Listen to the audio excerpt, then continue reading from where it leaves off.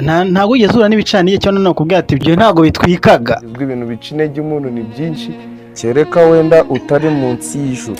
Niba ijambo ry'Imana rivuga ngo nzi neza ko aho uri ariho n'intebe ya Satani iri, ntago ari uko Imana yacu yobewe ko tuzanyura mu bigeragezo cyangwa se tuzanyura mu bibi, ariko ngo umukiranutsi azabeshwaho no kwizera. Kwizera iki?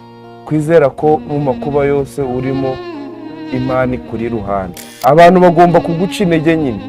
Nk'ubu nkanjye ni inshuro nyinshi abantu bansetse ngo ninywera agafanta, ariko kuko nzi inyungu zanjye mu kwinywera ku kabyeri kanjye n'agafanta, mwese ukumura ukumbwira ngo ninywera ibi ni uko mushaka ko mba nkamwe nyine, kandi uko muri njyewe ntabwo ariko nshaka kumera. Ngomba kuguma ndi ngerere mundeke. Ibintu bica intege umuntu ni byinshi, kandi ntago wacika intege udafite ngo tujye turakibuka.